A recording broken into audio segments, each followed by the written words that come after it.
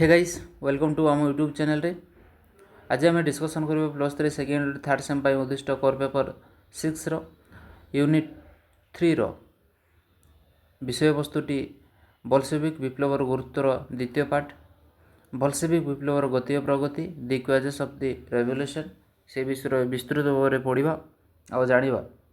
रूस विप्लव और बोल्शेविक विप्लव 1917 मसीह आरंभ हो संगठित होता। यह समय लोक मैंने देशर पदयात्रा आंदोलन और विभिन्न समय विशृंखला प्रदर्शन करते। आकलन जना जाए जे जनवरी और फेब्रुआरी मसरे 1930 टी आंदोलन संगठित होता। से 676 और 300 लोक अंशग्रहण करते। यह सब आंदोलन मुख्य उद्देश्य थिला केतेक अर्थनैतिक स्वार्थ हासिल करने तथापि सेगुड़िक मध्य केतेक पछरे अर्थनैतिक स्वार्थ निहित थिला। यह सब आंदोलन गुड़िक मुख्यतः पीट्रोगार्ड 1914 पीट्रोगार्ड होची रूसियार राजधानी है से समय थिला जहाँ 1914 मसीह सेंट पीटरबर्गर नाम पीट्रोगार्ड होता एवं बा गोटे पीट्रोगार्ड होचे गोटे प्रसिद्ध सहर रूसियार मस्को संगठित होता। सरकार यह सब आंदोलन को चपाई देवा को चेष्टा कर विफल होते। विफलता हेतु ग्रांड ड्यूक अलेक्जेंडर विश्वासभाजन एवं एक सरकार प्रतिष्ठा करने को जार बाध्य करते। जार संपर्क कौन से पदक्षेप ग्रहण करनथिले फल यह समस्या लगी रही। यह एक विद्रोहर रूप नहीं कारण से माने निजर लोक मान विरोध आंदोलन हस्तक्षेप करने को इच्छा करुनथिले। क्रमे क्रमे यह उग्र रूप धारण करथिला।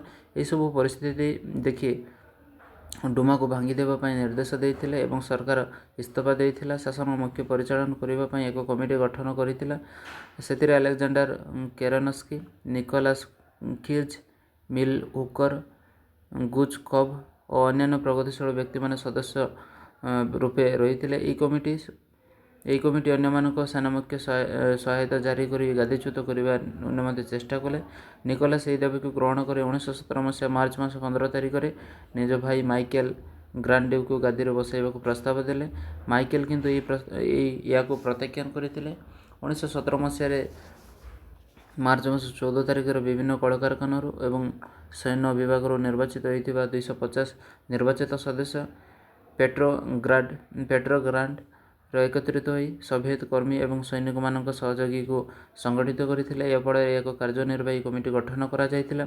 यह कार्यनिर्वाही कमिटी गठन करा जायतिला या सरकार एक विकल्प रूप स्वरूप विभिन्न कार्य संपादन करुथिला। पेट्रोगार्ड खाद्य जोगाइबापी एक कमिटी गठन करा जायतिला। पुलिस मान बदल गोटे सैनिक गोष्ठी गठन करा जायतिला। फल पेट्रोगार्डर दुईटी संगठन थिला। गोटे है कार्यनिर्वाही सरकार और सोवियत नागरिक गोष्ठी उभय जार शासन क्षमता आहरण करने परस्पर मध्य प्रतियोगिता करते। साधारण क्षमता कार्यनिर्वाही सरकार हाथ में रहिले वास्तव क्षमता सोवियत आदिवासी मान उपभोग करते। श्रमिक मान नियंत्रण करते। आंचलिक सरकारी मुख्यतः मध्यवित्त श्रेणी लोक मान गठित होता जो मैंने रक्षणशील वैप्लविक पद्धति विश्वास करते।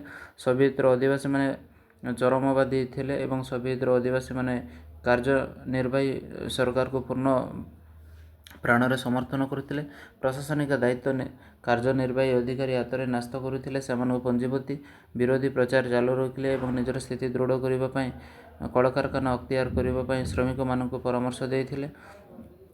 आउ गोटे पॉइंट हूँ चरमवाद प्रति गुरुत्व स्विंग टुवर्ड रेडिकालिज्म। लेनिन स्विट्जरलैंड एवं ट्रस्की अमेरिकार फेरी आसवा पर विप्लव एक नूतन मोड़ नहीं।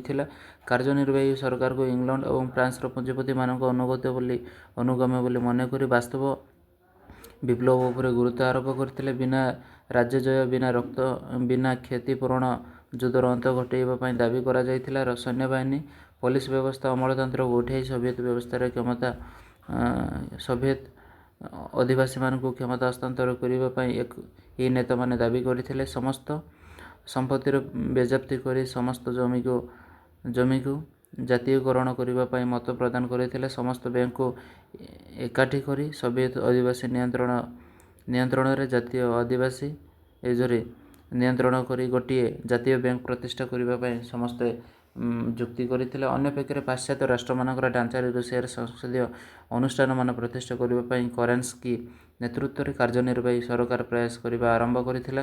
ଦୁଇଟି ମୁଖ୍ୟ ସମସ୍ୟା ଯଥା ସୈନ୍ୟବାହିନୀ ଓ ବୈଦେଶିକ ନୀତିର ଗଣତାନ୍ତ୍ରିକରଣ ଉପରେ କାର୍ଯ୍ୟନିର୍ବାହୀ ସରକାର ସୋଭିଏତ୍ ଅଧିବାସୀମାନଙ୍କୁ ଦୁଇ ଭାଗରେ ବିଭକ୍ତ ହୋଇଯାଇଥିଲେ।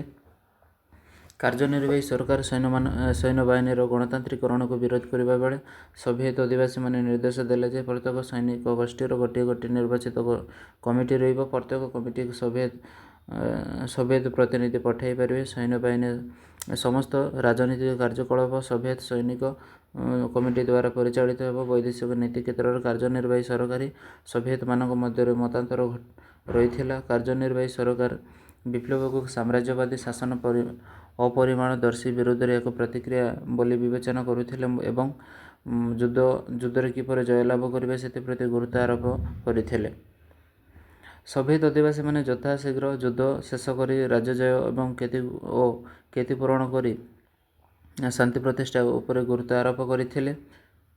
ଯୁଦ୍ଧର ଆଭିମୁଖ୍ୟକୁ ପୁନଃ ସମୀକ୍ଷା କରିବା ନିମନ୍ତେ ଏହି ସୁଯୋଗ ପ୍ରଦାନ କରିଥିଲେ ଏବଂ ସାମ୍ରାଜ୍ୟବାଦୀ ବିପ୍ଳବ ନୀତିକୁ ଶେଷ କରିବା ପାଇଁ ସମୂହ ଭାବରେ ବିକ୍ଷୋଭ ମାଧ୍ୟମରେ ଚାପ ପଡ଼ିଥିଲା। କାର୍ଯ୍ୟନିର୍ବାହୀ ସରକାର ସୋଭିଏତ୍ମାନଙ୍କ ମଧ୍ୟରେ ମତପାର୍ଥକ୍ୟ ହେତୁ ଏହି କ୍ଷେତ୍ରରେ ଯଥାସମ୍ଭବ ସଫଳତା ହାସଲ କରିପାରିନଥିଲେ, କିନ୍ତୁ ଏକଛତ୍ରବାଦୀ ଜାର୍ ସରକାର ଶାସନର ଅନ୍ତ ଘଟାଇବା ନିମନ୍ତେ କାର୍ଯ୍ୟନିର୍ବାହୀ ସରକାରଙ୍କୁ ଶ୍ରେୟ ପ୍ରଦାନ କରାଯାଇଥିଲା। ଏହା ସୋଭିଏତ୍ ରୁଷିଆକୁ ଏକ ସାଧାରଣତନ୍ତ୍ର ରୂପେ ଘୋଷଣା କରି ଜାତୀୟତାବାଦ ସମସ୍ୟା ସାହସର ସହିତ ନିୟନ୍ତ୍ରଣ କରିଥିଲା। ଏହା ପୋଲିସ ଏବଂ ଫିଲିପିନ୍ସ ପାଇଁ ସ୍ୱାଧୀନତା ପାଇଁ ପଥ ଉନ୍ମୁକ୍ତ କରିଥିଲା। ଘରୋଇ ଉଦ୍ୟୋଗ ପରିବର୍ତ୍ତେ ସମବାୟ ସଂସ୍ଥାମାନ ଉତ୍ସାହିତ କରିଥିଲେ। ଏହା ସାମାଜିକ ଅଧିକାର, ଜେଲ୍ ସଂସ୍କାର, ମହିଳାମାନଙ୍କ ନିମନ୍ତେ ସମାନ ଅଧିକାର, ତାପରେ ସାର୍ବଜନୀନ ଭୋଟ ପ୍ରଥା ଏବଂ ଧର୍ମଗତ ସ୍ୱାଧୀନତା ଉପରେ ଅନେକ ଆଇନ ପ୍ରଣୟନ କରାଯାଇଥିଲା। କିନ୍ତୁ ଭୂସଂସ୍କାର ସମ୍ପର୍କରେ ଆଇନ ପ୍ରଣୟନ ଏବଂ ଉତ୍ସାହଜନକ ନଥିଲା। ସୈନିକମାନଙ୍କୁ ନିୟନ୍ତ୍ରଣ କରିବା କ୍ଷେତ୍ରରେ ଏହା ବିଫଳ ହୋଇଥିଲା। ବୋଲସେଭିକ୍ମାନଙ୍କର ବିଜୟ। Victory of the Bolshevik. Soviet Bolshevik ଦେଶର ଶ୍ରମିକ, କୃଷକ ଓ ସୈନ୍ୟମାନଙ୍କ ମଧ୍ୟରେ ଥିବା ଅରାଜକତାର ସୁଯୋଗ ନେଇଥିଲେ। ଜମି, ବ୍ୟାଙ୍କ, ଶିଳ୍ପ ବ୍ୟବସ୍ଥାର ଜାତୀୟକରଣ କରିବାର ପ୍ରତିଶ୍ରୁତି ଦେଇ ସେମାନଙ୍କ ଲୋକମାନଙ୍କର ସହଯୋଗୀ ଅଧିକାରୀ ହୋଇପାରିଥିଲେ। ଏହା ତାଙ୍କୁ ନିଜ ଅଞ୍ଚଳରେ ରାଜ୍ୟ ନିର୍ବାଚନରେ ଜିତିବାରେ ସାହାଯ୍ୟ କରିଥିଲା। ଏହି ସମୟରେ ସୈନିକମାନେ ଯୁଦ୍ଧ କରି ଏତେ ବ୍ୟସ୍ତ ହୋଇପଡ଼ିଥିଲେ ଯେ ସେମାନେ ଶାନ୍ତି ପ୍ରତିଷ୍ଠା ଉପରେ ଗୁରୁତ୍ୱ ଆରୋପ କରିଥିଲେ। ସୈନ୍ୟମାନଙ୍କର ଶାନ୍ତି ପ୍ରତିଷ୍ଠା କରିବାର ପ୍ରତିଶ୍ରୁତି ଦେଇ ସେମାନଙ୍କୁ ମଧ୍ୟ ନିଜ ପକ୍ଷକୁ ନେଇଥିଲେ। କ୍ରମେ କ୍ରମେ ବୋଲସେଭିକ୍ମାନେ ଅଧିକରୁ ଅଧିକ ଲୋକପ୍ରିୟ ହେବାକୁ ଲାଗିଲେ। ନିଜର ଲୋକପ୍ରିୟତା ଉପରେ ଭରସା ରଖି ସେମାନେ ସଶସ୍ତ୍ର ବିପ୍ଳବ କରିବା ଆରମ୍ଭ କଲେ। ପ୍ରାଥମିକ ସ୍ତରରେ ସେମାନଙ୍କ ପ୍ରଚାର ଜୋରଦାର କରିଥିଲେ। ଏକ ଲାଲ ବାହିନୀ ଗଠନ କରାଯାଇଥିଲା, ଫଳରେ ବହୁ ସଂଖ୍ୟକ ସୈନିକ ନିଜର ପଦବୀ ତ୍ୟାଗ କଲେ ଓ କୃଷକମାନେ ଚୋରି ଓ ହତ୍ୟା କରି ଜମି ମାଲିକମାନଙ୍କଠାରୁ ଜମି ହଡପ କରିବାକୁ ଚେଷ୍ଟା କଲେ। 1917 ମସିହାରେ ଲେନିନ୍ ସାମରିକ ବିପ୍ଳବ କମିଟି, ମିଲିଟାରୀ ରେଭଲ୍ୟୁସନ୍ କମିଟି ଗଠନ କଲେ। ଏହା ମାଧ୍ୟମରେ ପେଟ୍ରୋଗ୍ରାଡରେ ଥିବା ଗୋଷ୍ଠୀମାନଙ୍କ ଉପରେ ଏକ ଫଳପ୍ରଦ ନିୟନ୍ତ୍ରଣ ଜାରି କରିବାକୁ ସଫଳ ହେଲା। ସଶସ୍ତ୍ର କାରଖାନା ଶ୍ରମିକମାନଙ୍କୁ ଲାଲ ବାହିନୀରେ ଅନ୍ତର୍ଭୁକ୍ତ କରିଥିଲେ। ଏହା ସମୟରେ ଦେଶରେ ଏକ ବିପ୍ଳବ ବାତାବରଣ ସୃଷ୍ଟି କରିସାରିଥିଲା। ଏହା ସୁଯୋଗ ନେଇ ଲେନିନ୍ ଯଥାଶୀଘ୍ର ଏକ ବିପ୍ଳବ ଆରମ୍ଭ କରିବା ପାଇଁ ନିଷ୍ପତ୍ତି ନେଇଥିଲେ। ଏ ସଂକ୍ରାନ୍ତରେ ନିଷ୍ପତ୍ତି ଗ୍ରହଣ କରିବା ପାଇଁ ପଲିଟି ବ୍ୟୁରୋ ନାମକ କମିଟିର ଏକ କେନ୍ଦ୍ରିକ ଗୋଷ୍ଠୀ ଗଠନ କରାଯାଇଥିଲା। ଅନ୍ୟପକ୍ଷରେ ବୋଲସେଭିକ୍ମାନଙ୍କର ଆହ୍ୱାନର ମୁକାବିଲା କରିବା ପାଇଁ କେରେନ୍ସ୍କି ନେତୃତ୍ୱ କାର୍ଯ୍ୟନିର୍ବାହୀ ସରକାର ସତର୍କତା ଅବଲମ୍ବନ କରିଥିଲା, କିନ୍ତୁ ସରକାରଙ୍କର ଯଥେଷ୍ଟ କ୍ଷମତା ନଥିବାରୁ ଏହା ସଫଳ ହୋଇପାରିନଥିଲା। ତା ପରବର୍ତ୍ତୀ ପଏଣ୍ଟ ହେଉଛି କାର୍ଯ୍ୟନିର୍ବାହୀ ସରକାରଙ୍କର ପତନ, ଓଭରଥ୍ରୋ ପ୍ରୋଭିଜନାଲ ଗଭର୍ଣ୍ଣମେଣ୍ଟ। 1917 ମସିହା ଅକ୍ଟୋବର ମାସ 20 ତାରିଖରେ ବୋଲସେଭିକ୍ମାନେ ଆଗରୁ ଯୋଜନା କରିଥିବା ବିପ୍ଳବଠାରୁ ଆରମ୍ଭ କରି କେରେନ୍ସ୍କି ନେତୃତ୍ୱରେ କାର୍ଯ୍ୟ କରୁଥିବା କାର୍ଯ୍ୟନିର୍ବାହୀ ସରକାରକୁ ଗାଦିଚ୍ୟୁତ କରିଥିଲେ। ସେମାନେ ରାଜଧାନୀର ରେଳ ସେବା, ନଦୀ, ବ୍ରିଜ, ଟେଲିଫୋନ, ବ୍ୟାଙ୍କ ବ୍ୟବସ୍ଥାକୁ ନିଜ ଅଧୀନକୁ ଆଣିଥିଲେ। କିଛି ପ୍ରତିରୋଧ ପରେ ସେମାନେ ସମ୍ରାଟଙ୍କ ରାଜା ଉଆସକୁ ଘେରାଉ କରି ତାଙ୍କୁ ଅକ୍ତିଆର କରିଥିଲେ। କିଛି ସମୟ ପୂର୍ବରୁ କରେନ୍ସ୍କି ଉଆସକୁ ଛାଡ଼ି ଚାଲି ଯାଇଥିଲେ, ଫଳରେ ମନ୍ତ୍ରୀମାନେ ଗିରଫ ହୋଇଥିଲେ। ପୂର୍ବରୁ କାର୍ଯ୍ୟ କରୁଥିବା ସଂସଦ ଭାଙ୍ଗି ଯାଇଥିଲା ଏବଂ କ୍ଷମତା ବୈପ୍ଳବିକ ସାମରିକ କମିଟି ରେଭଲ୍ୟୁସନାରୀ ମିଲିଟାରୀ କମିଟିକୁ ହସ୍ତାନ୍ତର କରାଯାଇଥିଲା। ଜର୍ଜିଆ, ୟୁକ୍ରେନ, କୋସାକ୍ ବ୍ୟତୀତ ଅନ୍ୟାନ୍ୟ କୌଣସି ସ୍ଥାନରେ ଭଲସେବିକମାନେ ଉତ୍କଟ ବିରୋଧର ସମ୍ମୁଖୀନ ହୋଇନଥିଲେ ଏବଂ ସହଜରେ କ୍ଷମତା ଲାଭ କରିବାକୁ ସକ୍ଷମ ହୋଇଥିଲେ। ପରବର୍ତ୍ତୀ ସମୟରେ ଆମେ ସୋଭିଏତ୍ ସରକାର ଗଠନ ବିଷୟରେ ଆଲୋଚନା କରିବା। ଦେଖ, ମୁଁ ଗୋଟିଏ ପ୍ଲେଲିଷ୍ଟ କରିଛି ମେଜର ପେପର 6 ପାଇଁ ବା ଇଣ୍ଟରନ୍ୟାସନାଲ ରିଲେସନର। ସେଠି ସବୁ ମୁଁ ଯାହା ପଢ଼ଉଛି ସବୁ ସେଠିର ଅଛି, ତୁମେ ଯାଇକି ଦେଖିପାରିବ।